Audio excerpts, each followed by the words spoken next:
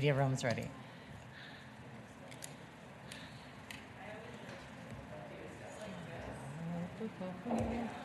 All right. Yeah, thank you. All right, we're going to get rolling here today. We always have to start with like these kind of weird hand gestures so the media services can see us in case you're wondering if we're bringing an airplane in. I will call the St. Paul City Council Organization and Policy Committee to order. Happy Earth Day Eve, one and all. We are greeted with a kind of cold and another cold and windy and rainy day, but it is, that means April showers bring May flowers, right? So we're excited. Really wonderful presentation in front of us here today from the Climate Justice Advisory Board. And an update on the Climate Action Resiliency Plan. And so we will start things off with our Chief Resiliency Officer, Russ Stark. Welcome and thank you for being here today. Good morning, Council President Brenmo and council members. It is good to be with you. It has been rare the last couple of years, and so it's fun to be back here with you. I'm going to be brief with this first presentation and just say that I have the pleasure of staffing the Climate Justice Advisory Board along with Carlos Albornoz in our office. And it's a great group who you'll meet several members of today, co-chaired by Kristen Poppleton and Melissa Wenzel, and 17 members. And they've been meeting since February of last year and are, I know, really excited to have this opportunity to engage with you and tell you what they've been up to for the last little over a year and kind of what's next for them. So with that, I will turn it over to Kristen and the rest of the group, and they will come up and get started and introduce themselves. Thank you for having us. Wonderful, and thank you, Mr. Stark, for the recommendation that we heard from the Climate Justice Advisory Board directly. I know that they've been doing great work, and nothing is more meaningful for us than having the actual members of the committee present. And we know it's a work day. We appreciate your time and the extra effort you came to be here in person today. So welcome, and thank you for your service to the city of St. Paul and beyond. Well, thank you, Council President Brenmo and council members. We're excited to be here. And I am going to let each of our members that came here introduce themselves. It may be a little bit longer than your normal thing because we all wanted to really share why we're here and why we're on this board. And I can start since I'm up here. I'm Kristen Poppleton, and I often say that I come from Lefse, Latkes, and Limpa because food's really important in my family, and that really is a nod to the Lithuanian Jew and Norwegian and Swedish heritage that brought my family here to St. Paul in the late 1800s. My great-grandparents met 3 blocks away on the corner of Seven Corners, where my great-grandmother was a seamstress, and later actually purchased that corner, which is still part of our family business. So I bring a business sort of perspective to this as well. Coming in here today was really nostalgic for me. My grandfather was the first Jewish district court and juvenile court judge in the Twin Cities in St. Paul. Archie Gingold, and the coming to see the statue in the lobby was part of like my childhood, and so standing there looking at that was sort of got me choked up today. He obviously faced challenges as a Jew here in St. Paul, but really succeeded, and in part just because of his white skin that he brought with him.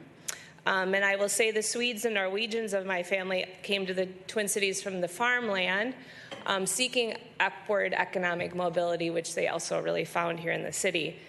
And I really, when this opportunity to be on this board and in this work of climate justice, thought that it was a privilege to be able to serve in a board like this and bring that perspective, especially after actually reading Mayor Carter's father's book, which really, if you haven't read it, you should. It really details a similar story to my family's, a family that came here, has been here for many generations, 3rd, 4th generation St. Paul Central grads, But my family's neighborhood wasn't destroyed by Highway 94. My father was not racially profiled when he rode his bike downtown to St. Paul for his job. And I have a very different experience of living in this city. And I think that the establishment of a board focused on climate justice really makes me really proud of this city, to recognize that we, when we're making decisions regarding climate change, need to be thinking not just about people that look like me, but thinking about those that are hurt first and worst by the impacts of climate change. And so I bring that perspective to this board. I'm proud to serve on, as well as in my professional life, I serve as the Senior Director of Programs for Climate Generation, a climate nonprofit based in the other city. But, and I am a ward, I always Ward 4, Matt Groveland, Chris Tolberg.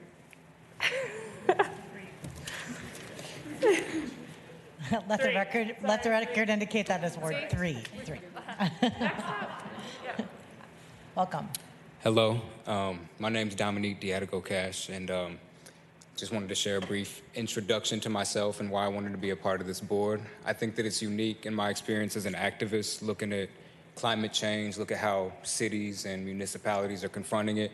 To focus on climate justice is, I think, a pretty unique distinction for all the reasons Christian just mentioned and more that I think that we'll hear about. I think especially as a member of a community who's often excluded or whose full inclusion has yet to be seen in decisions that have to do with climate resilience planning, adaptation, the long-term strategies that need to be implemented effectively to prevent folks most vulnerable from being impacted by climate change. I'm grateful for the things I've heard so far and hopeful for what I know is to come. And I also wanted to extend a thank you to everybody, including the folks behind me and seated, for just demonstrating your commitment to the climate crisis by unanimously declaring a climate emergency. It demonstrated leadership and solidarity with the other cities and counties across Minnesota, and this strong leadership and aggressive reduction of greenhouse gas emissions is critical. We're proud that St. Paul recognizes this, and in addition, recognizes this work must be done justly and equitably through the resolution that established the board. And that's all I have to say for now. Thank you. Good morning, Council President, members of the Council. My name is Melissa Wenzel, and I live in Ward 7. I go by she, her pronouns. Anybody who knows me knows that if I want to see change in the world, I have to be a part of that change. And as somebody who's been advocating for climate-related activities over several years, it was natural for me to want to use what I've learned, what I've contributed for climate justice. I'm here to learn as much as I am to give, and I'm happy to be the current co-chair of this board, and I'm going to turn it back over to other members. Thank you, Council President Brenmo and council members. My name is Kathleen, and I'm a senior at Highland Park Senior High in St. Paul. I joined this board because of the privilege and opportunities I had as a young person to visit beautiful spaces and also realize the climate crisis impact on those spaces, specifically Glacier National Park. I remember going up to this lake during a time of drought and really realizing the uncertainty before us. And then as I learned more, obviously the glaciers are not our biggest concern, and the impacts on people are really the most important, specifically the unjust impacts on groups of people because of the way our society is set up. I also, as a student, I'm alarmed by the lack of education in our schools, and understand that, like, my generation will have to deal with the impacts. Thank you. Thank you. Good morning, Council President and Council members. My name is Patty Bourne. I'm from Ward 4. I'm really happy to be here, and I appreciate the opportunity to have us all here. I'm really excited at the opportunity to be here today and wanted to share with you just a brief bit about myself. I work at Hamline University. I'm the director of our Environmental Education Master's Program.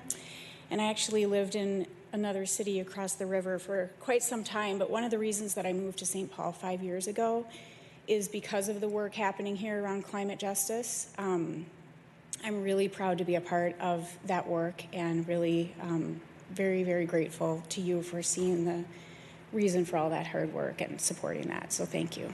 Thank you. Good morning, Council President Brenmon and council members. My name is Nick Martin. Thank you for the chance to talk with you today. I live in Ward 3, and I've been thrilled to be on the Climate Justice Advisory Board, first and foremost, just because I love St. Paul. I've gotten to work throughout my career on different ways to sort of decarbonize the economy, and increasingly that clean energy transition, I think, needs to be seen through an equity lens.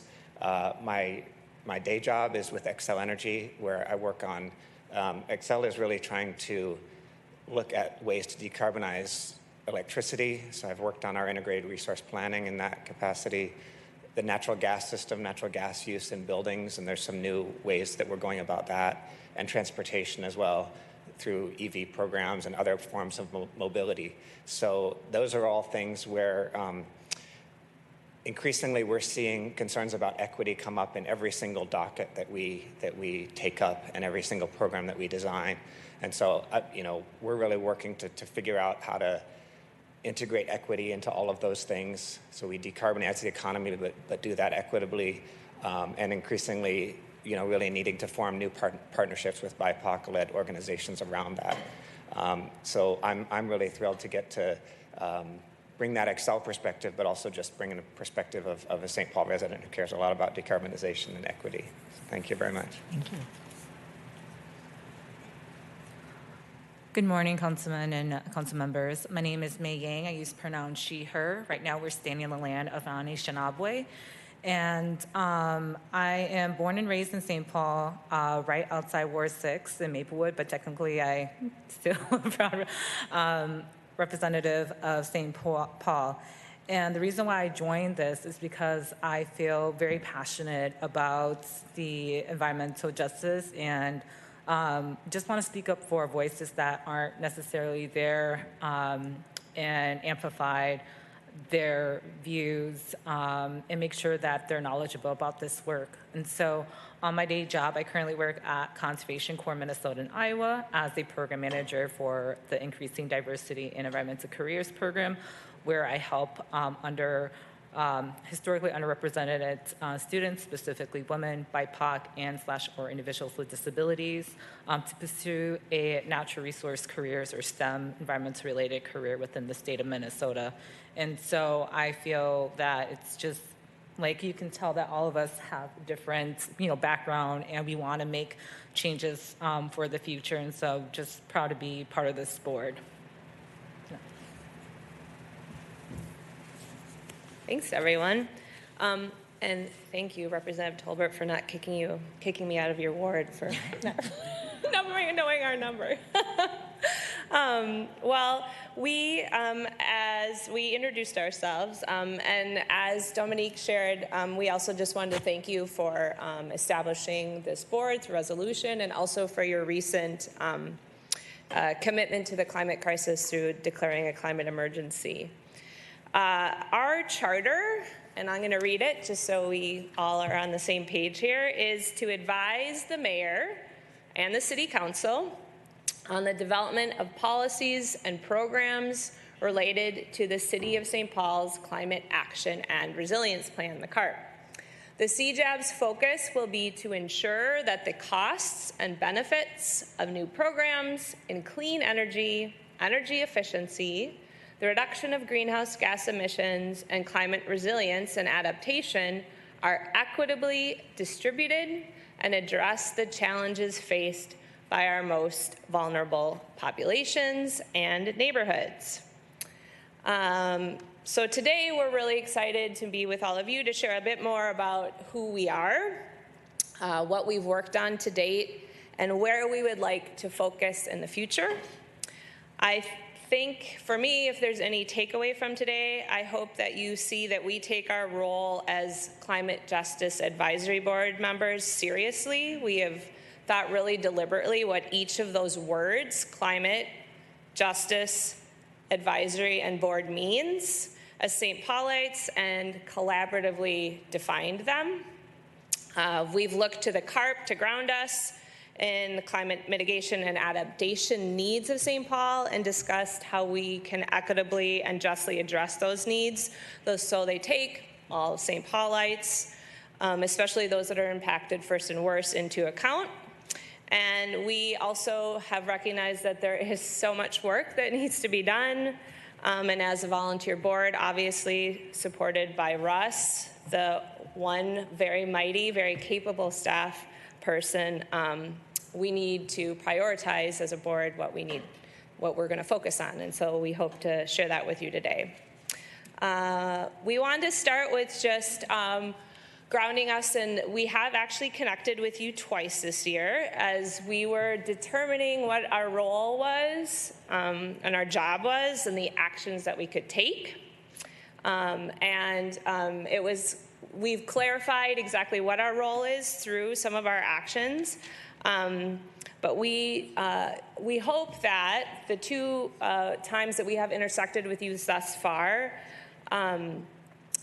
both expressing a really unanimous as a board concern about the impact of the Dante Wright curfew on our communities through environmental justice, the environmental justice implications of that, and line 3, that those are things that we understand to be climate justice initiatives, because through our definition of climate justice, we see it as an intersectional issue that impacts not all things, and that climate justice is racial justice.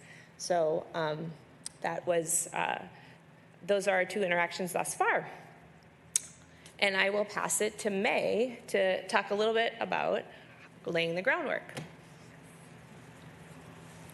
Thank you so much, Kristen. So for our first year, we laid down the groundwork and built a foundation moving forward by establishing a structure that reflects the work that we do. We worked on the definition of climate justice and what it means as a guidance to work together in a group. And then we also build community as well, connect with one another within the C-Job group, our staff as well, within the city and outside the city of St. Paul too. And last but not least is clarifying, defining our role. So for our board structure, it is intentional, and we develop it to reflect communities we serve, and in a way where the structure needs the format of a justice and equitable decision-making lens. So we shared leadership, including co-chairs, chair-designated secretary, and a youth leader.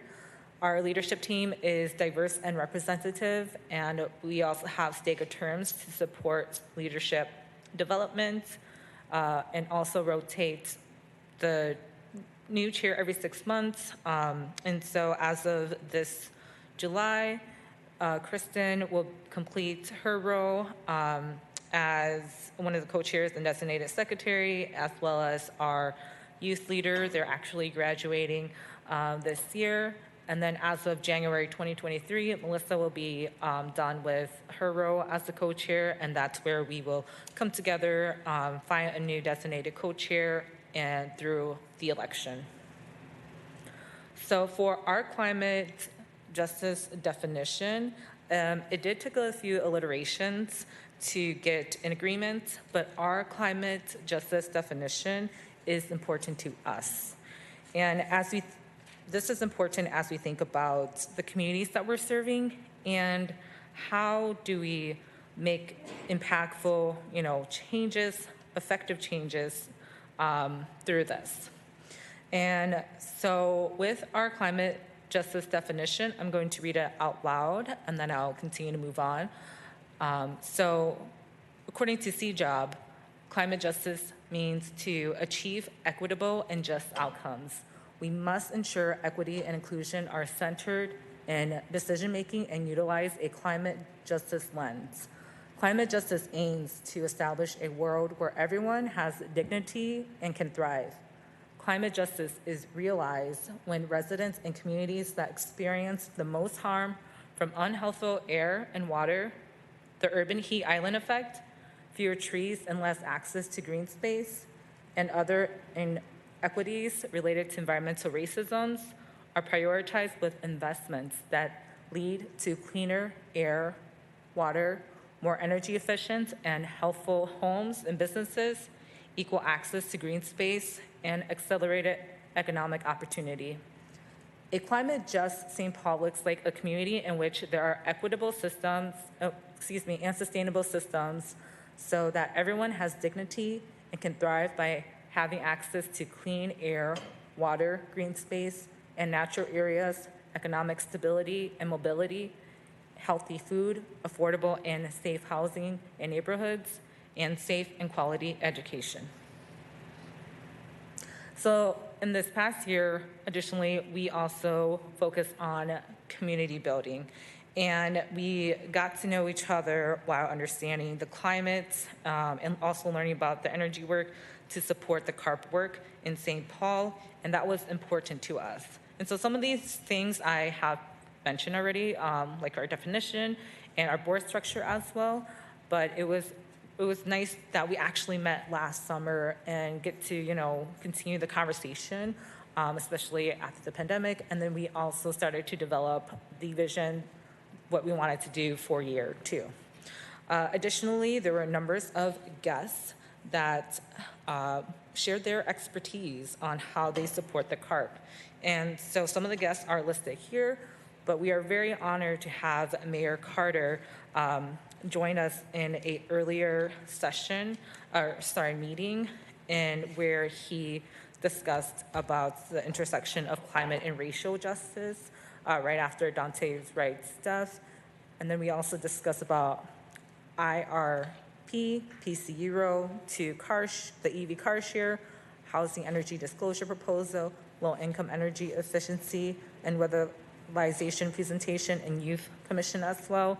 But I would say overall, we're very thankful to have Russ because he was able to bring these people together and build a foundation so we understand what to pursue for our next steps. So without further ado, I will have Kathleen continue this. Yeah, so at our last, thank you, May. At our last online meeting, virtual meeting, we kind of reflected on the year. And these are quotes from CJAB members that really stood out to me. The way that we kind of built, a theme that stood out was the way that we built a collaborative and caring community. So one person said, our collaborative approach to defining climate justice was very memorable, and it spoke to our ability to work together. The courage of our members to use their voice to advocate for climate justice. It's really powerful when a diverse group of strangers share a unified purpose. And we also were inspired by how passionate each other were. We also learned several things throughout the year, and I think these are the main takeaways and most exciting pieces of our members' years.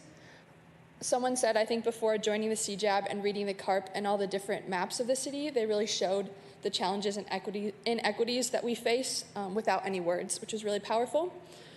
One person said the most memorable part about the CJAB was learning about the different programs that the city of St. Paul already offers, and also the conversation with Mayor Carter to be able to talk about the CJAB and our role. And I will pass it to Melissa. Very recently, during some of our virtual meetings, we decided to really focus on identifying certain priorities that in the next year we want to focus on. And you can see the list here, focusing on transportation, energy burden, the workforce, particularly for green jobs, very importantly, emergency preparedness, and then also how all of those things fit within the ongoing communication, education opportunities that we have.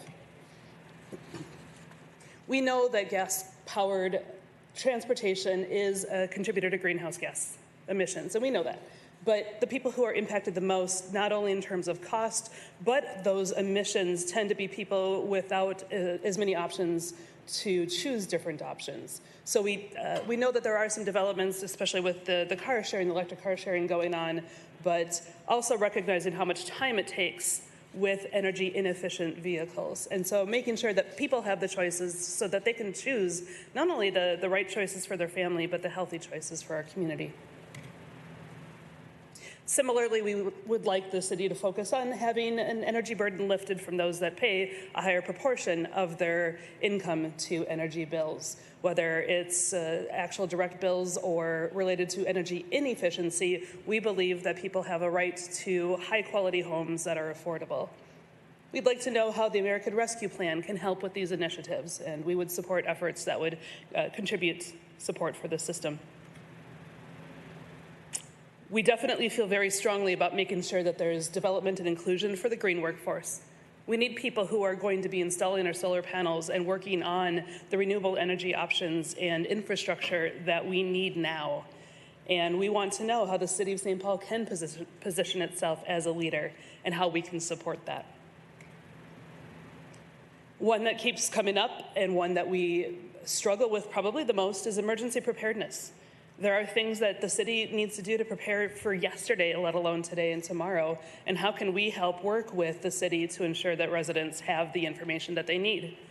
And also, of course, where can the American Rescue Plan support these initiatives and focus on supporting the communities that need this support the most?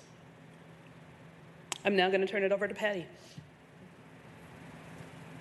Thanks. So as Melissa mentioned, what we've all recognized and acknowledged is the important role that education and communication have in relation to all of this work.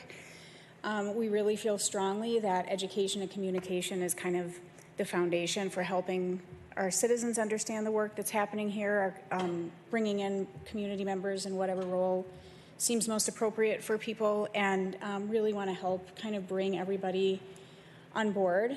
And number of the things that we've talked about with relation to communication and education are here on this slide. Specifically, we're really interested in thinking about the opportunities that we have as CJAB and as the city to really share and educate residents on the work that's happening and on the importance of just climate solutions, as well as the already implemented solutions and the solutions that are happening now. We're really interested in thinking with you about how the city can help support schools in better communicating and educating about climate justice, thinking about how the Youth Council and CJAB can work together, and really open to considering whether there are other voices, other communities that we should be connecting with to learn. Let's see if there we go. Of course, we would love to extend an invitation for any or all of you to join us in a meeting. We'd really love to be available to you to consult on any issues, whether those that we've brought up today or additional ones, and would like to invite any questions that you have at this time. Wonderful, thank you. Are there questions? Ms. Zanker. Thanks, Council President. Not really a question, but just a huge note of gratitude to all of you for giving your time to this work. And I really appreciated how thoughtful you've been, both about today's presentation, but I think this is a microcosm of the thought that you've clearly put into the work you're doing as a whole. And also just the way that you presented today, the shared presentation, I think the medium is the message, and it's clear that that's how you're doing the work as well. So I really want to commend you for that. Thank you. Ms. Prince. Yeah, I'd like to second that. This has been a great presentation. I feel like we've really gotten a chance to meet all of you. And thank you for your work, and know that we're ever available. Call me anytime that I can be of help. I do have a couple of questions, and specifically, I am so grateful. Obviously, the equity lens is what we're all really concerned about in St. Paul. The way in which low-income families are carrying such a higher burden of energy costs. And I think, when you talked about the mapping and being able to see the way people are impacted throughout our city, the heat map showing where people are paying the most for energy lines up with all of our areas of concentrated poverty. So one specific issue, and I don't expect you to answer this today, but I just kind of want to put it out there.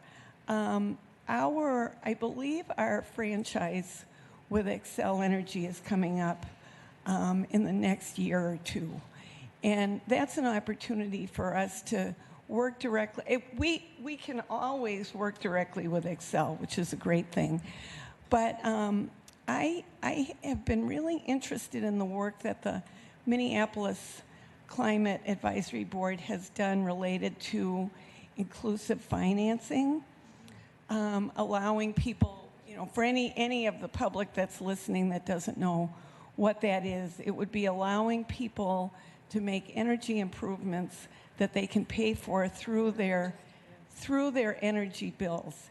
And it's my understanding that CenterPoint in Minneapolis has agreed to do a pilot project on inclusive financing. And I think that could be something that would really make an impact in the communities that I represent. So while you are certainly welcome to respond to it, I just wanted to get that into the discussion because I think it's such an important thing, and I hope we can focus on that going forward. Thank you. It's ironic. That actually came up just at our last meeting, so it's definitely something that we are talking about and are aware of. So thanks for bringing it forward. Also something that you're interested in. So. Yeah. And like I say, I'm happy to be involved in any conversations or put you in touch with people that I've talked to about it as well. Ms. Yang. Thanks, Council President. I want to say thank you all so much for the work that you're doing in climate justice. I really resonated with what many of you shared about just like when you spoke about the exclusion, but also like the work that we still have to do to make sure that our most marginalized communities are a part of this fight, a part of the movement, and really that they're centered in this work. It really resonates with me because as somebody who is a young person, someone who is also a person of color who grew up in poverty, I did not know about climate justice work at all growing up until I started getting involved politically and started doing community work and started seeing how it impacted me personally and also folks who look like me as well.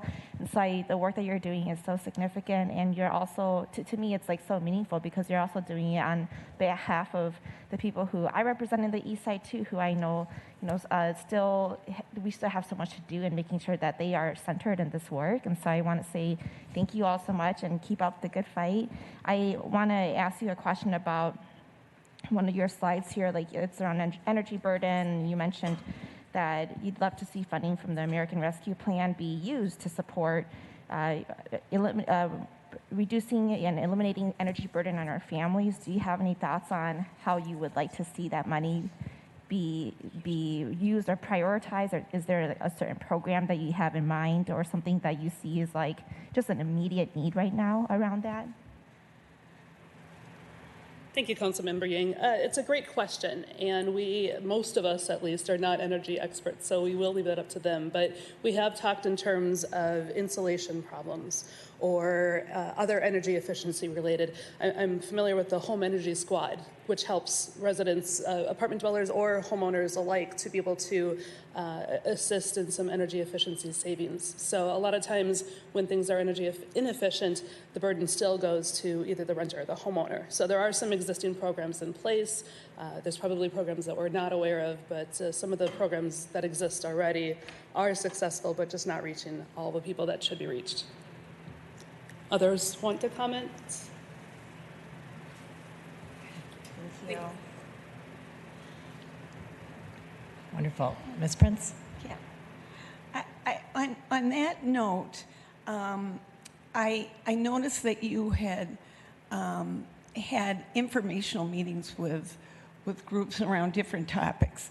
And I have, for the past 6 years, I've been on the board. I've stepped off now, but I was on the board of the community action programs for Ramsey and Washington County, which I believe is the largest provider of energy assistance and weatherization support. And it's based on income.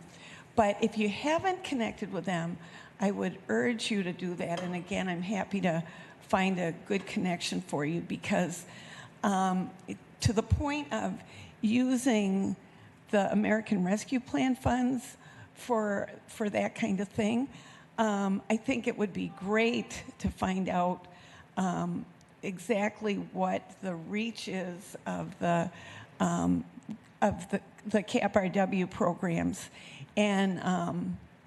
And also, the other value in connecting with CAP is that they work with 2 out of every 3 people living in poverty in Ramsey and Washington County. And so what you know is that when you work with CAP, you've got a great direct connection to people who are trying to get out of poverty. So again, I'm happy to help with any connection there, because they're doing much of the same work that you're concerned about, and it'll give you a sense of what the starting point is for reaching beyond their work. Thanks for that, Councilmember Prince. Really, energy burden is a core priority. It's one of our top priorities for the next for our work over the next year. And you know, the energy burden is the share of your income spent on energy. So you can address that from both ends, right? Reduce the amount of money you're spending on energy or increase your income. So really, it's both the energy burden and the green workforce efforts that we think link to that. I do think, you know, energy efficiency is the most powerful thing you can do to reduce the share of your income that's spent on energy. And the good news there is that we have, you know, the utilities have increasing amounts of spending that are going into low-income energy efficiency, into weatherization. We have new authorities under legislation passed this year to do more on low-income energy efficiency and weatherization. So that's really positive. And one of our meetings, we did connect with CAP of Ramsey and Washington County, as well as a whole bunch of other energy efficiency experts to hear about that. And I think Russ may talk a bit more about the ARPA funds for that as well. The challenge is always, you know, how do we get energy efficiency to people who are renters, who are, you know, there's all kinds of challenges there. So that's where I think we need to do a lot more work around making sure and your suggestion of inclusive financing is one way to get at that. So thank you. Thank you. Ms. Jalali. Thanks. Just to add to the discussion too, it strikes me that one of the bigger picture, or one of the sort of central values of having a CJAB and having a public climate action plan is that it's about visibility and accountability for the city. It is a way that an everyday person could look up, what is my city doing about climate? What are we actually responsible for? Moving from, we'll just sort of have, you know, photo ops on Earth Day to like, no, what are we doing, right? And what are the policies we have to pass? And I think when it comes to energy costs, there are levels of government that are making decisions that our constituents are just on the receiving end of, and there's very little empowerment. There's very little direct way that they can influence that. And I think it'd be interesting to work on two fronts, like the resource parts that Councilmember Prince was talking about to help people get access to funds that alleviate those burdens, but then also figuring out with you all in the coming months, like how do we get a clear public through line so that there's an understanding that our federal delegation needs to start embracing this in a really public, visible way, and keep up the work they've done. But just like that is, to me, that is where the regulatory power is. It's with the federal and state government. And how do we use the CJAB to show here's things the city can do in that relationship, but like these powers actually govern the way that they're able to set rates, and then the way they impose those costs on our you know, their customers who are our constituents. And so I'm just interested in that, and I'd be interested in figuring out with you all how to make that more clear, support more organizing, and ultimately I completely support the priority, appreciate all that's been said, and just want to add that into it. And thank you so much for being here and for your wonderful work. Thank you. Great. I wanted to just share a little bit. I loved your introductions and kind of why you're here, and I wanted you to know why I'm here. I grew up in a single-parent family, and my mom put herself through the University of Minnesota when I was 4. My sister was 1, and we lived in. We were extremely poor. We lived in a home that had horrible energy efficiency. I remember she staple gunned plastic over the windows, so all winter you couldn't see out, but at least it was warm in the house. And her heater was like what was essentially a giant space heater. I have fond memories of her warming up our pajamas in it, but I'm sure that our heat bill was through the roof. Her first job out of college was at the county action program up in central Minnesota, and the work was weatherizing rental properties. And so I also have fond memories of riding around in the back of a converted school bus with blown insulation bags on a big blower And she would get landlords to agree not to raise the rent for 10 years if they insulated the property for free. So we lived in a farmhouse that we insulated for free, and the landlord agreed not to raise the rent, which was $20 a month. We didn't have running water. We didn't have heat. We used wood to heat our house, and we had to bring our trash into the city. And we drove around in a white Gremlin, which was very fuel efficient. I think it got 60 miles to the gallon, and had a bumper sticker that said, "Fast is fuelish." And so, like, my roots in policy and are really in environmentalism and in thinking about equity and how our impacts are disproportionate in terms of where your income levels are and where you live. And it really has always fueled my passion for public service. And so when I heard why you're here, I felt connected to you. And I want to thank you for that. And I think the thing that's most exciting for me today is to think about all these things that are really have been part of my life since I was 5. When it was the energy crisis and there was lines for gas at the gas stations for like miles, and is that these are becoming policies and it's taken far too long to do this, but when it's baked into the cake, as opposed to things that we're talking about that are peripheral. When we're talking about equity as baked into the cake and not stuff that's peripheral, is just so meaningful. And the work that you're doing is really going to and is adding up to major changes that are institutionalized in our city. So I thank you for that.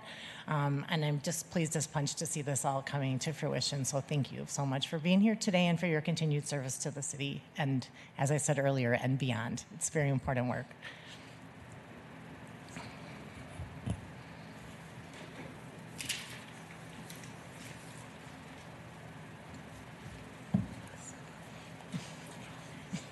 It's true.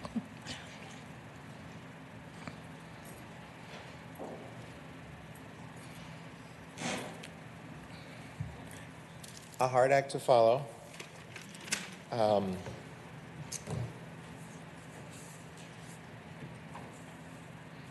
Next, I am going to share with you our first annual report on our work toward the Climate Action Resilience Plan, the CARP. You all will remember that you adopted the CARP in, you probably don't because time is not what it once was. I want to understand when we gave in and decided we could call it CARP. Because I know you were like, don't call it CARP, Amy, don't do that. It's inevitable, I think, just because it's a Climate Action Resilience Plan. So we passed it this long ago, and then we just gave in and called it CARP. It's true. 6 months later. Okay. Gave up. It's an invasive species. But you all actually approved it in December of 2019. And of course, in December 2019, we didn't know it yet, but we already had COVID-19, moving around the United States. And a few months later, everything kind of changed. But I'm really glad to be here in front of you today to do this. We actually talked a lot about which presentation should go first. And given my former role, I strongly encourage them to go first, just knowing that, blood sugar tends to decline and attention can decline over time when you're sitting at that table. And it's not about you all as people, that's just the reality. So if you had to pay attention, it was especially to them. But I have a lot of important information to share as well. So happy Earth Week. There's a lot to celebrate about the progress that we are making here in St. Paul overall. As you'll see, we've gotten some outside recognition for our work. I think our community is feeling good about a lot of the things that we are doing. And yet there is so much work left to be done. It can be a little bit daunting from day to day. So I mentioned the outside recognition. You know what, I'm gonna take a step back and follow the lead of my colleagues from the CJAB and start with a story. Because the Council President followed that lead, I think I will as well. Most of you know I grew up in Las Vegas and working class family. My mom didn't drive when I was younger, and we did a lot of walking around town, just like to the grocery store and whatnot. If you've ever been to Vegas, it's not a great place to walk around. 6-lane arterials, everyone driving way too fast. And then I biked to junior high on sidewalks along 45-mile-an-hour streets. So if you ever wondered where my passion for safe biking and walking came from, it was that childhood experience. Back to the presentation here. The outside recognition that we've received has been great. We were, as you all know, selected by Bloomberg a few years back as one of 25 cities to participate in the American Cities Climate Challenge. That was huge for us, I have to say. They have really given us a lot of support to accelerate our work on the projects that we wanted to accelerate over the last few years. Most of you know that Samantha Henningsen has been our Bloomberg climate advisor these last few years, accelerating our work, especially on the EV Spot Network EV Car Share program. And without that, we would not be where we are today on that program or a number of these. There's a group called the American Council for an Energy Efficient Economy, ACEEE, that does annual city scorecards around energy and sustainability. And we just started reporting our information to them a few years ago. Our first year of reporting was 2019. They ranked us 32nd in the country. The following year, 2020, they ranked us 16th best city in the country on our energy scorecard and the most improved. And that was, I think, a recognition of a lot of the things and policy work that had been in the works for a while, some of which was approved between that 2019 and 2020 year. And just to quickly recognize Kurt Schultz from PED, who is our lead on doing all this reporting that we do to all these various groups, who's joined us here this morning. It's actually a lot of work just to do the reporting, but it's also helpful because it gives us some basis to start tracking our progress. There's an international group called CDP that we also report to, and this is a much broader reporting around our emissions and our sustainability practices, our climate justice and climate equity approach. Last year, CDP let the city know that we were one of 95 cities in the world to receive their A grade for overall climate action. It's about 1,000 cities that report. So again, really good recognition for the hard work that we all have been doing over a number of years, and really dating back a couple of decades. All the way back, in fact, to the oil crisis of the 70s, when some of our predecessors in these roles had the foresight to create District Energy St. Paul, among other things. The McKnight Foundation continues to support our climate work on a pretty regular basis, and that's been really key as well. So some of the CJEB members mentioned some of the maps that are in the CARP. And I think the one that is, Councilmember Prince mentioned the energy burden map, which is really powerful. This one continues to stick in my mind month to month and week to week. And this map, I'll remind you, is a map of the composite vulnerability of our communities across St. Paul based on a number of factors: socioeconomic, urban heat island effect, flooding, the degree of tree canopy, and air pollution primarily. And the areas in red are our most vulnerable parts of the city. And you can see where those are, and it's not necessarily entirely intuitive where those would be, but in general, they're along our freeway corridors, where of course air quality is worse. And to some degree, they are in industrial areas that don't have a lot of trees, and therefore are hotter, and in low-lying areas that experience more flooding. And so it's a combination of those things and then poverty and socioeconomic status. But I think a lot about our need to really think about these parts of town and how we are planning for overcoming some of those challenges, and literally in the physical spaces in those neighborhoods, as well as in the homes. So I'll start with this issue of tree canopy because it's one of the easiest for us to talk about in terms of measures of how we're doing with climate resilience. We don't have a very precise answer to the question, how much tree canopy coverage do we have across the city of St. Paul today? The last time we did a tree canopy study, it's about a decade ago actually, or close to it, we had 32% of our city covered by tree canopy when, full summer when the leaves are as big as they can be.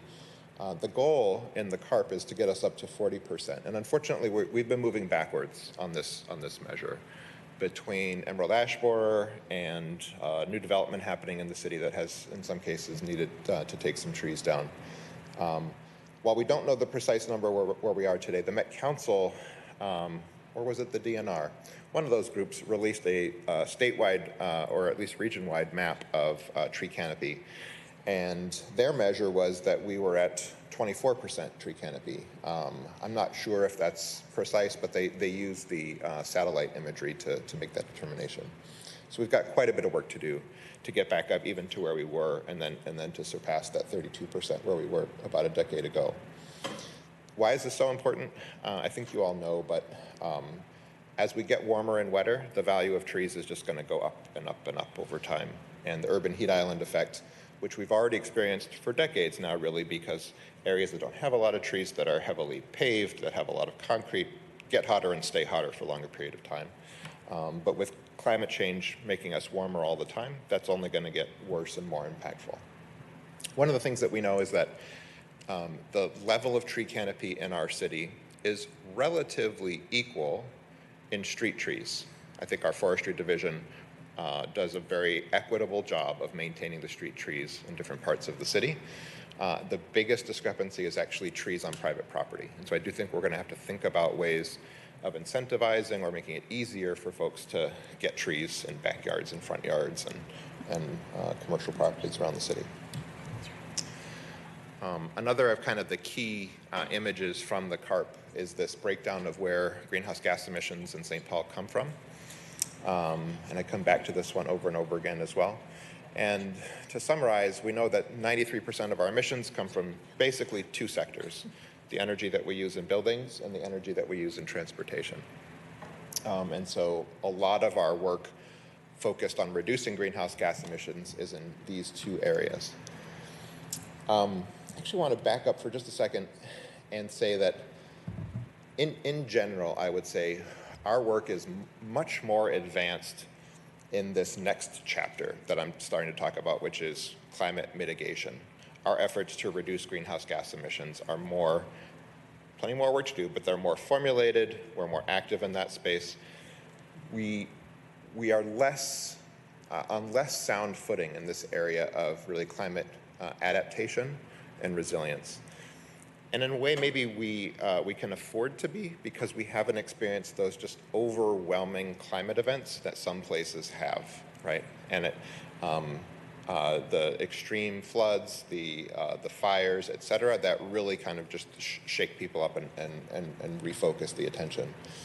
And perhaps that will continue. Our part of the country has some features that may allow us to not experience some of those really awful events in the way some communities have.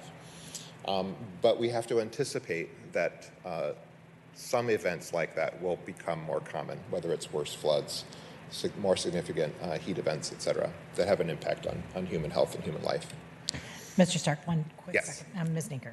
Thanks, Council President. Since you went backwards, you reminded me I had a question, so this is helpful. I'm hearing you on the tree planting on private property being the biggest discrepancy, which is actually really interesting. It's not necessarily what I would have thought, and needing policy solutions there, although policy solutions on private property are probably more complicated. I'm wondering, do we have, just like we have for sidewalk width, for example, when we put in a new sidewalk or when we're doing road construction, do we have a policy on street trees and standards for how trees are to go in? Every time I talk to forestry about this, it feels like there's an aspiration, we try, but I don't know that we have an expectation that this is the number of trees that we add or replant every time we do construction. With street construction, you're saying specifically? It's a great question. I think there is policy work that needs to be done in that space. I think there is a significant effort made to work with public works by forestry in figuring out with street reconstruction or other street projects how to maximize the trees that can fit in that space. But in general, I think we work from the needs of the roadway and the right-of-way first, and then decide how much space there is for trees, rather than deciding that we're always going to put trees in, which what we, in theory could do. And that's just a question of prioritization of the space in our rights of way, right?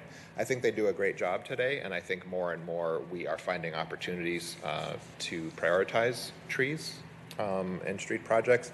I'm certainly contributing to that conversation, but from a policy perspective, there are sometimes competing priorities. For example, our policy that says that all streets should have sidewalks, and our pedestrian plan that says all streets should ultimately have sidewalks. Sometimes there are going to be conflicts between fitting sidewalks in and our ability to either have existing trees or to keep trees alive because there may or may not be enough space. And I think we're going to have to revisit some of those issues. And just, thank you. And just as a quick follow-up, I agree. And I think that's actually why having the policies can be really helpful in those situations of conflict. And I'm thinking in particular about times when the construction may not be our road. Being able to say to MnDOT or say to Ramsey County, well, actually, we require 11-foot sidewalks downtown or 9-foot sidewalks elsewhere, whatever it is really helpful. That means that it's not a nice thing to have. It sort of does set the parameters of the conversation. And so similarly, I think something related to forestry would be helpful. And I'm interested in thinking, and maybe this is a CJAB adventure, but just I don't think that it's impossible to create incentive programs on private properties for tree planting. And I know in areas I represent, homes are purchased and all the trees are cut down, for safety reasons, for superstition reasons, for, aesthetic reasons. And it changes the feel of a block. And what can we do to keep the trees? But also, is there a way to do a tree planting program where if the tree is alive after 5 years, bam, you get an incentive. So it's not just stick it in the ground, it's stick it in the ground and give it the love it needs to grow. But I think like something like that, I remind people like our role here really is around the budget. And if a project came forward that required a certain amount of dollars to do a pilot on a private property incentive, we do loans to businesses, we do loans to, individuals. Why not do a tree loan where it's like, we'll front this cost, and if you can keep it alive for 7 years or whatever, there's more money available. Seems like a huge, meaningful investment in our tree canopy and also in people's lives and neighborhoods. So, kind of making that up, but I do think that there are ways to do that, and if we can model some type of a pilot program, this council has expressed so much support around greening our city and with our work around the EAB program as well, that I know that there would be support here for trying some of those out as well. Yeah, thank you, Council President and Council members. I didn't mention, obviously, your work with the Port Authority to identify the opportunity to invest heavily in the tree replacement with all the EAB, with all the ash trees coming down. One of the things that is going on today in this private property realm is that there are a number of nonprofits around the city that are doing these kind of tree planting programs, starting with gravel bed tree growing.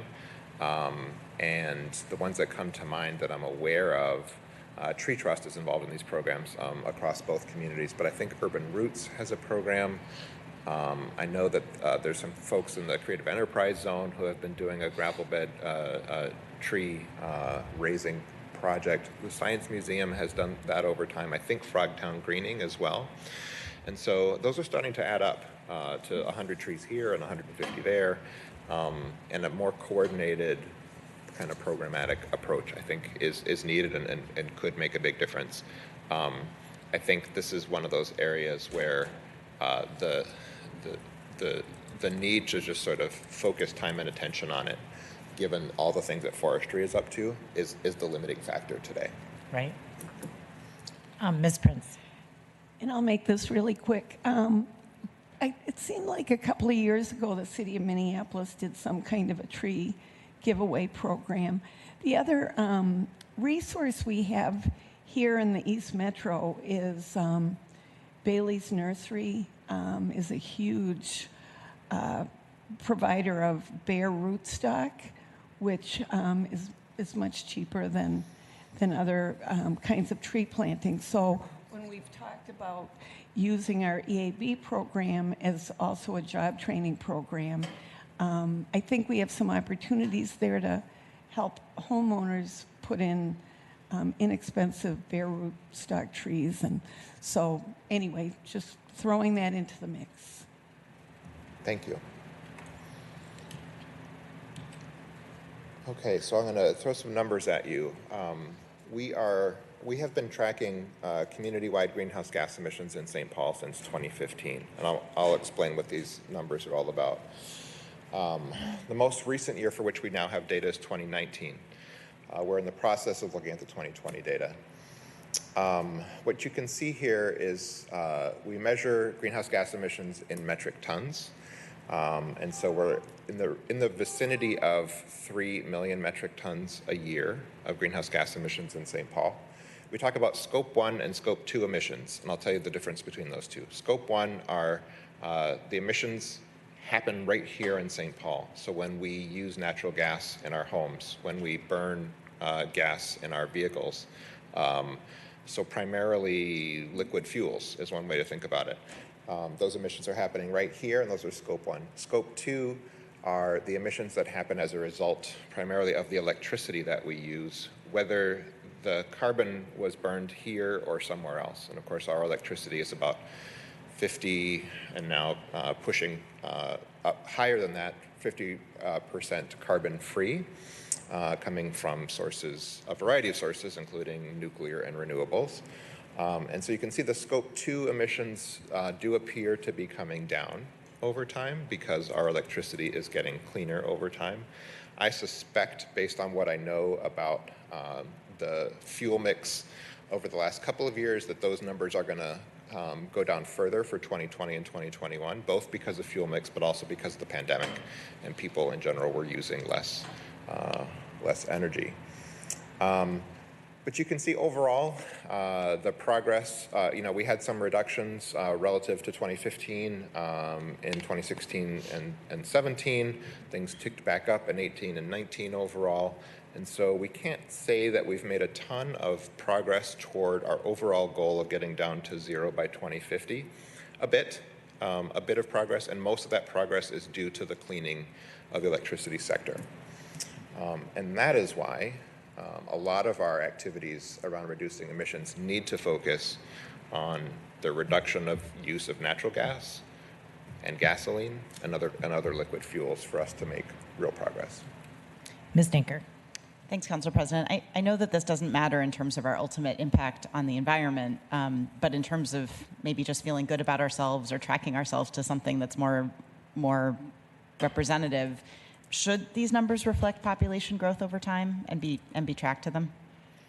Yes, it's a great question, and our population obviously was growing during these years, so we could create another column of emissions per capita, which I think would be a relevant thing for us to be tracking over time. To your point, all other things aside, emissions would continue to grow up based on population growth.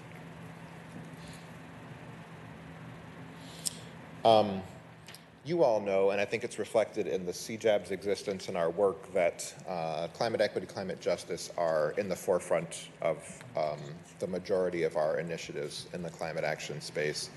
And I forgot to mention that up front, but I think it will be revealed regardless through the rest of the presentation. So I'm going to start with municipal energy, the things that the city is doing ourselves in city facilities and the piece that we are responsible for. To give you a sense of scale, about 1.5 or 2% of these community-wide emissions, the city of St. Paul creates through the energy we use in our buildings, the emissions created by our fleet, et cetera.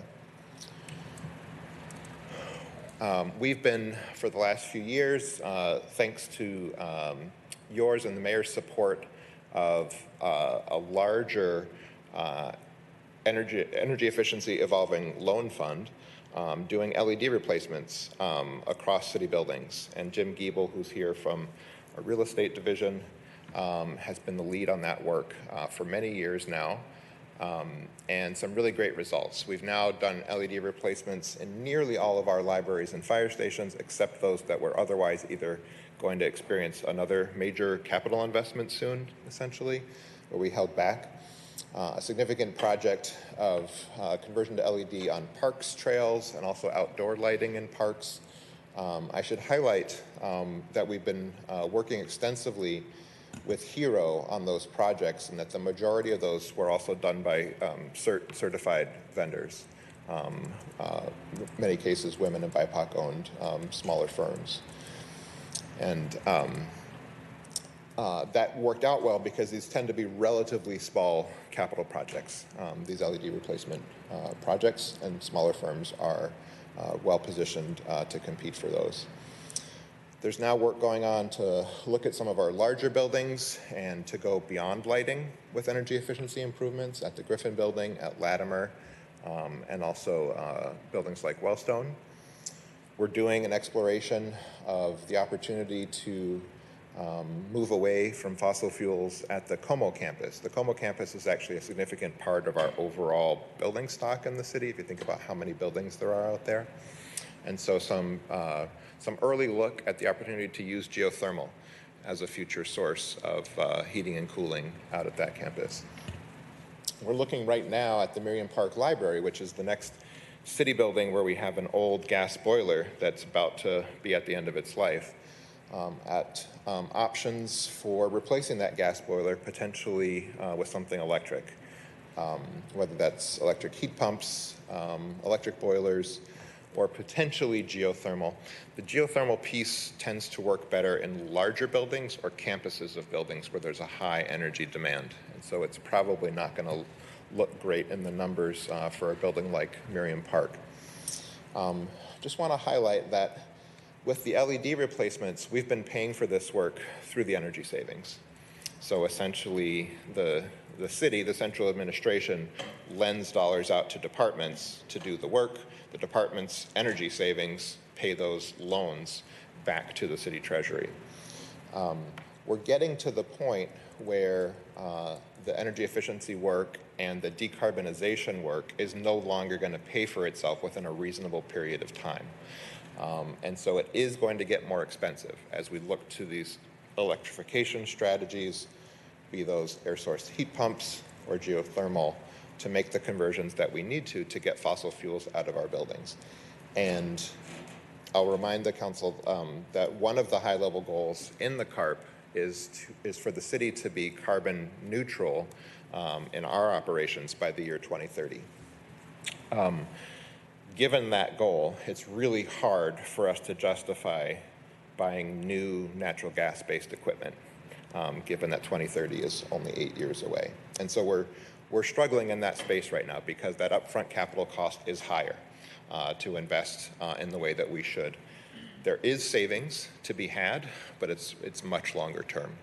And a lot of the savings is reducing our greenhouse gas emissions, not energy savings. And without a price on carbon, the financial picture does not make that pathway easy. So we are doing some work looking at a city building's decarbonization plan, though. We think that at the very least, we need to get a better understanding of what that body of work is going to take to achieve that goal that we've laid out. We did just submit for one of the congressionally delegated projects to potentially get that work funded. And Jim Giebel and I have been leading that work for the city.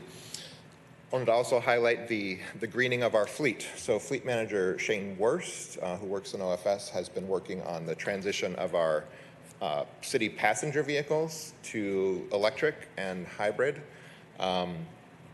Hybrid only because we've had a limitation on the accessibility of electric charging at our city complexes. We're in the process of remedying that, working with XL on a pilot for electrifying fleets. And so we have an opportunity to start accelerating the electrification of our smaller passenger vehicles. I don't have a slide about this, but I also wanted to recognize Kurt Schultz's work on our sustainable building ordinance. Many of you will remember that we have an ordinance that says if $200,000 or more of public financing is going into a development project, be that city dollars or TIF or Met Council dollars, that we require those developments to meet a much higher standard of green design. For example, all of the buildings at Highland Bridge are coming through that ordinance. And so a lot of important work is going on that front. And that That ordinance, I have to say, is one of the things that our city is known for in the sustainability space. I was at a conference recently out of town, and they were like, "Oh, you guys have a great policy on sustainable buildings." Like, thank you. But it's also time for another update, frankly, because our standards are getting to that point where there's sort of a break point, and particularly in multifamily, where we're going to need to get over the hump from the standard, which is each unit having its own heating and cooling combo pack called a Magic Pack. There is a cost jump to a building-wide system that would be more efficient and actually would pay for itself over time. But the builder doesn't necessarily have the cost incentive to do that. So we're going to take another look at that particular issue here in the near future. The CJAP folks talked about energy burden, and I'm going to speed up because I've got a lot of material left and we don't have that much more time. So I'm going to prioritize here a little bit. We've been talking to Excel for a while about a pilot program that would potentially be funded through what's called their Conservation Improvement Program, which are the dollars that they are required to spend on energy efficiency programs, on an electrically heated homes pilot. Folks who heat their homes with electricity tend to have much higher bills. It tends to be very inefficient. A lot of this may be baseboard heating. And we've actually done some work with CEE, the Center for Energy and Environment, to map out where we think those homes are in St. Paul. It's not actually obvious. And it will surprise no one to learn that essentially that's a map of poverty in St. Paul. And so we think there's a real opportunity to transition some of these homes from baseboard and similar electric heating to air source heat pumps, dramatically reducing energy bills and greenhouse gas emissions in some of the homes of our lowest income residents. Healthy Homes St. Paul is the name that was given to a proposal that I think you all have seen to accelerate our work in low income, what we call pre-weatherization. So the earlier discussion about community action programs of Ramsey and Washington, they are the provider here locally of federal energy assistance and federal weatherization. What we heard from them, as well as Energy Sense Coalition and other partners, is that oftentimes the parameters of those programs don't allow them to invest in some of the homes of our lowest income residents if that home has an expensive fix that has to happen alongside the weatherization. That could be mold, it could be vermiculite, it could be a leaky roof. And so the idea here is to have some pre-weatherization dollars that could come in alongside those weatherization dollars to allow that work to happen. So that we don't keep missing those same homes over and over again because the parameters of those programs don't allow you to make those investments. That's one of those glitter cannon moments. Like, you're like, thank you. No one, like, that will not be on any of our campaign literature, but it's so important. And we've talked about it so many times. There's so many programs for homeowners and so few for rental properties. But then when the programs, appear and other projects get in the way of doing their weatherization, it ends up, then nothing happens. And so I know the council was very supportive of that as an ARPA-funded project as well. Thank you. Appreciate the support. Nick mentioned Excel's increases in energy efficiency programs that are in the works. We also know that to meet our goals around energy burden, we are going to have to find additional ways to invest. And to your point, Councilmember Jalali, about whether that's state and federal or elsewhere, while we are excited about these new initiatives, they're going to be relatively small. Hopefully we'll learn some very useful things about their effectiveness and be able to build from there. Early 2020, you all approved our energy benchmarking ordinance. Just wanted to let you all know that is going well. We have about 750 buildings covered by the ordinance. Last year, we got 86% compliance with the ordinance, which is pretty good for our first year of having the ordinance fully applied to buildings 50,000 square feet and larger across the city. There's a real collaboration between DSI and PED on both the enforcement side and the education side. 2022 will be the first year we will actually start to use the enforcement tool. We've kind of just given people a little bit of a break during the pandemic to get things kind of back in working order. But because we're getting such good compliance, we're feeling really good about the program. There's a program that CEE operated in partnership with us called the Building Efficiency Advisor Program pilot, where we worked with some of the lowest performing of those large buildings that are benchmarking to give them some ideas about really cost-effective energy efficiency improvements. It's about $5,000 a building to do this work, and some good results there. So again, we're piloting some things to see what might work to make some big gains in efficiency. And then at some point, we're going to have to really scale these things up.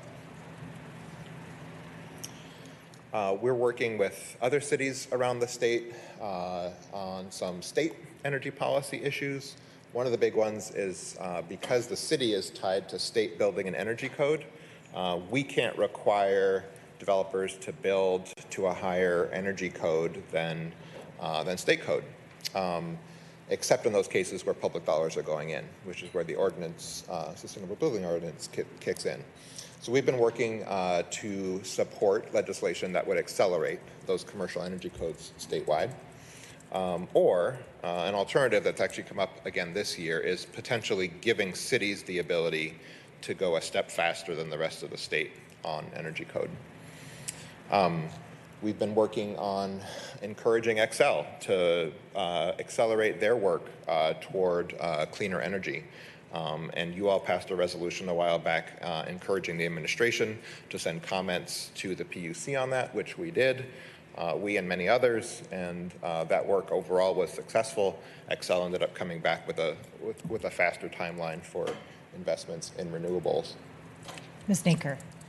Thanks, Council President. Just actually back on the first bullet point, I hope that we're also advocating for times when the state building code and even our own building codes that follow the state are behind what private property owners want to do, just for no good reason other than that technology at the time hadn't allowed for things. So for example, I know we've talked about a particular business in my ward that wanted to recycle water, not for drinking, not for anything besides washing clothes, and that's not allowed by the building code because it just, I assume, never contemplated the possibility.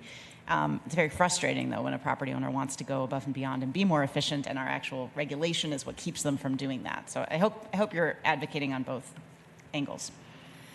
It's a great point, Councilmember Naker, and I don't know that we've had the opportunity to. I don't know that anyone's sort of putting forward a bill in that space. We should talk further about that. Thank you. I'm going to skip over some things. I'm going to move on to transportation, where the CARP really laid out goals to significantly reduce single-occupant car trips around town over time, a 40% reduction by 2040. I'll again point out that that is one of the more aggressive goals of any city in the United States.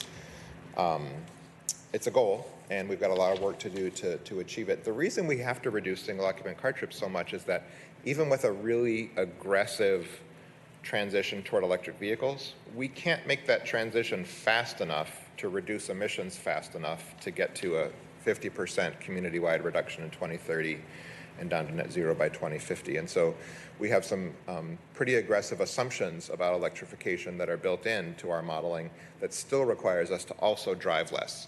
And so you all are very familiar with the ways in which we've invested in making it easier for folks to bike and walk across the community. We have to keep doing more of those things. And then transit really being the backbone of the ways that people can move around our community without driving. A few highlights, and I'm going to skip over many of these. Back to this slide for a second, though. We had a goal of 24 new miles of bikeway by 2025. We're already basically there, and so that's one where we've gotten ahead of our target a little bit. And a lot of that came with a lot of projects in 2020 that were completed, as you remember, between Como and Johnson trails, the Pyram Trail, 9th and 10th Streets, and more, as well as the new trail along Ide Mill Road. We successfully advocated for criteria at the Met Council for the arterial bus rapid transit program that led to them naming the G&H lines, which will be future ABRTs in St. Paul, the Rice-Robert line, and the Como, Maryland line, which are going to be, I think, really important new transit investments over the next 5 or so years. You all, of course, eliminated parking minimums as a group, which is, in fact, the CARP identified that as a very high-impact action that this council could take. So thank you for that. We're going to talk in a minute about the EV Spot Network EV car share, and of course the very important work going on with rethinking I-94, and the city really clearly expressing our priorities of transit first, following through on the vision of Reconnect Rondo around reconnecting the two sides of the community and reducing vehicle miles traveled. And I'll mention quickly, and we'll be back with more information for you quite soon, we did manage to jointly go into an RFP for scooter and bike share with Minneapolis this past fall, and we are looking forward to a system this year and beyond where we have the same vendors for scooter share across both communities. The vehicles can move back and forth, and knock on wood, we're hoping the return of bike share in St. Paul here in 2022. Are we a hard stop at 11:30? No, I mean, we have a cushion. Okay. We want you to get through your I'm going materials. to keep moving quickly. Okay. You all know that we have our big public launch event coming up soon for the EV Spot, not Sport Network, excuse my typo, an EV car share program coming up soon. It is the first 100% renewably powered and city-owned EV car share in North America. We have 101 Chevy Bolts out on the streets of St. Paul and Minneapolis right now, 70 Nissan Leaf Pluses coming this summer, and we just submitted to the regional solicitation to add to the fleet and to expand the geography, particularly into the east side along the future St. Paul Gold Line stations and a bit further into Ward 6. The good news that you haven't seen yet is that the usage of EV is on a steady climb upward since the launch at the beginning of February, where we've now peaked at nearly 160 trips in a day. And on a given day, with a few vehicles being recharged or repaired, there may only be about 80 vehicles out there. So really that's 2 trips per vehicle per day on those peak days that we're experiencing so far. When the weather gets warmer, usage tends to go up pretty quickly, so we're anticipating even more usage this summer. You all may remember that the city really insisted on creating an affordable plan for the EV program called the Access Plus plan. That plan allows you to use the system for $1 a month and then $9 an hour. And so far, signups for that plan have been stronger than anticipated. And actual hours of usage for folks using the Access Plus plan are somewhere in the range of 1/3 of usage so far, so much better than we even anticipated. Highland Bridge and the Heights. You all know too much about these, although the Heights is a newer one. I mentioned that we're building, well, Ryan and others are building some of the greenest buildings we've seen in St. Paul to date in Highland Bridge. We have an opportunity to really do something unique up at the Heights, where the Port Authority has positioned us to potentially have a net zero energy, net zero carbon development. And part of that opportunity is in the workforce development side of the equation. Who's doing the work to build these great new projects? So recently we piloted a new program called Building Green St. Paul, working with Ujama Place, the St. Paul Building Trades, Ramsey County Workforce Solutions, and a bunch of others. And these, that's Stevenson from Ujama Place in the middle, but these 4 folks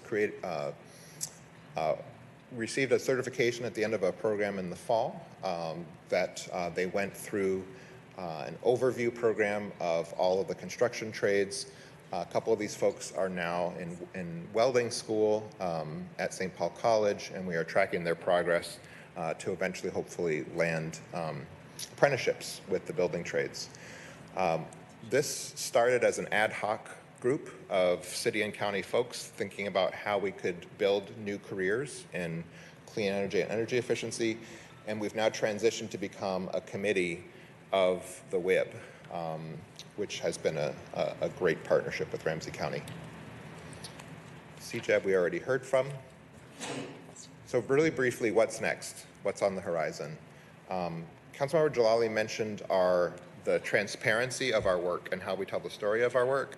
One of my big projects right now is to create a climate action dashboard for the city so that there would be a really easy place for folks in the community to go to see some of these statistics and others about our progress. But we're also going to have a really deep conversation both with the CJAB and with city staff and others about what are the things that we really need to be measuring beyond our emissions. What are some of the ways in which we're measuring the justice part of our climate justice work, and how are we telling that story? I'm going to skip over most of the rest of this and just say thank you. You sat through a lot of presentation this morning, and hopefully your blood sugar stayed reasonable level. I should have brought snacks. And good to see you all. I think we do better in the morning than a post-lunch sugar dive, so we're all with you. Ms. Prince looks like she has a question. Yeah, Russ, thank you so much. This has been a great presentation. And I just, on the policy piece, I meant to get this question in, but as I asked the Climate Justice Advisory Board, I hope that, I believe that Excel has been a really good partner. This council is really grateful that that the administration sent those comments to the PUC about trying to skip that fracking plant in the middle of trying to get to our climate goals. And what I just want us to be thinking about, in the past, the negotiation of the Excel franchise has been an opportunity for us to bring some of these important policy matters forward and get some buy-in and do some negotiating around them. So that's one thing I wanted to mention. I don't know if you have any comments on it. The other would be this idea of inclusionary financing, because I think inclusive financing, I guess is what it's called. I think that is another really good opportunity for lower-income families to be able to, and people on fixed incomes, to be able to incorporate energy improvements into their monthly bill. So if you have any comment about either of those, but I'm all on board with what you're doing here, and thank you. Council President Brenmo and Councilmember Prince, thank you for the questions. A few things. Our franchise agreements with Excel actually go through October of 2026. Okay. So there is a bit of time left on those existing agreements. Even though that's 4.5 years away, there's a lot that's built into those agreements. And so we are going to have to start well in advance of 2026, identifying the issues and starting those conversations. So it'll be upon us sooner than we think. That said, we've continued to have good conversations with Excel about the possibility that you all, as policymakers, might consider at some point increasing some of those fees and then dedicating new revenue to some of these priority programs around energy burden and energy efficiency. Minneapolis did something similar about 4 years ago now called their Clean Energy Partnership, where they increased the fees in their franchise agreements with both Excel and Centerpoint, and then dedicated most of that revenue to similar types of programs. So it is one of those tools potentially in the toolbox where we could find some additional revenue. The thing to understand is that if we increase the fees, those fees are passed on to customers, right? It's not like it's coming out of Excel's pocket, so that that fee increase shows up on everyone's bill. So I think the case there would be potentially for everyone to pay a little bit more for us to be able to support the needs of some of our lowest income residents so that they can pay much less, and some of our businesses that are most inefficient so that they can lower some of their bills, just as examples. On the inclusive financing front, I do think that there could be some opportunities there. That's mostly been done with rural co-ops in the past.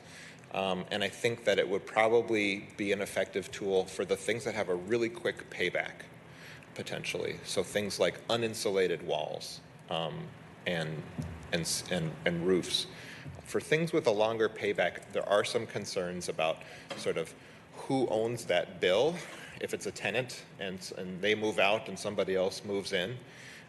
theoretically that the tenant is actually responsible for paying that bill over time. These things are not impossible to figure out, but there are some challenges in that model in terms of like who pays and who benefits over what period of time. And so I think it deserves further discussion for sure. Sure. And we do have an opportunity to see what the Minneapolis pilot looks like. Yes, it's not up and running yet, but I think it's in the works. Great. Yeah.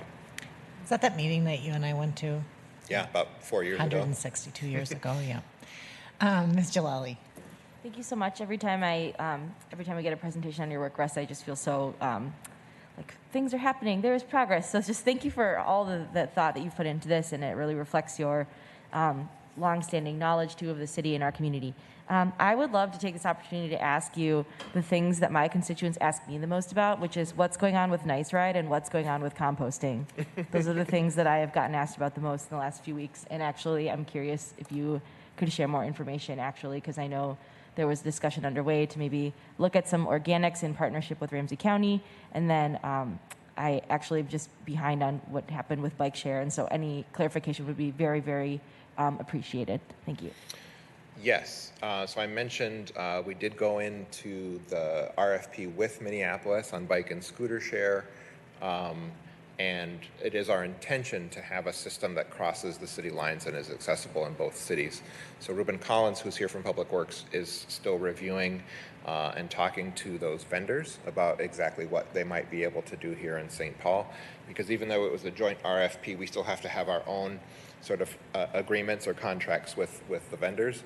So I can't speak to what we're going to end up with yet, but it is looking hopeful that we will have some bike share back in St. Paul this year for the first time in, is it 3 or 4 years? So excited about that. That's awesome, and thank you, Ruben. I appreciate that. And on the composting front, the Ramsey and Washington counties are nearly complete with the infrastructural work out in Newport to make that program possible, is my understanding, and are now looking for pilot program participants in this year to start using the durable compostable bags that will go into trash bins and dumpsters. And I think they're looking for multifamily buildings to pilot with, and maybe some individual, single-family homeowners as well, with the intent of expanding that program to be available more community-wide sometime next year.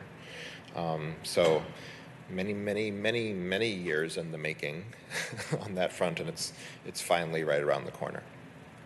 That's really exciting and a huge deal. I mean, it's also just a affirmation of the investment we made to create a coordinated collection system and infrastructure that we got from that. And I get asked about compost and organics like once a month.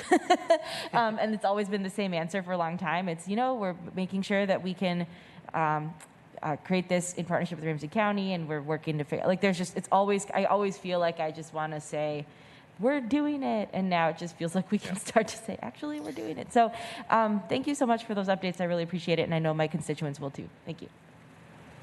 Thanks. Are there other questions or comments? And I think it's worth mentioning that some of the things that you skipped over are not things that really skipped over. There are things that have come before us recently that we've had an opportunity to deep dive, and it's an incredible body of work that you are leading here, Mr. Sark, and we thank you for your continued commitment and leadership. And I'm proud that you go places and people are like, oh yeah, St. Paul, yeah, you're doing this. Like, that's wonderful. So thanks for that, for sharing that with us as well.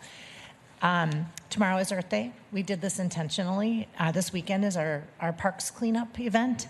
There are opportunities for people to be involved in that. There are opportunities for people to be involved in the work of the CJAB, and we want to draw folks' attention to that. And as Earth Day comes, I know a lot of times it's where it's like, what are we even doing? It's like, lots. We're doing a lot of stuff, and of course it's never enough, but I think that we should be really proud of what's been presented today and the commitment of the leadership of our Climate Justice Committee as well. So thank you, and thank you in particular for your commitment and service to the city and beyond. Thank you so much. Thanks for taking the time this morning, and look forward to hearing any follow-up questions that you might have and to getting our climate action dashboard off the ground so that a lot of those questions will be at people's fingertips in the Check future. the dashboard. Check the dashboard. That's right. Great. We'll look forward to seeing that as well. Thank you, so much. All right, colleagues, I look to you to see if there's anything else that we need to cover before we adjourn this morning. It looks like no. So, what's that? What? Oh, Earth Day is Friday, I'm hearing. I've been given some. Excited for it. Well, Earth Day, Earth Week. Earth Week. All right, wonderful. There's nothing else to come before us. We are adjourned.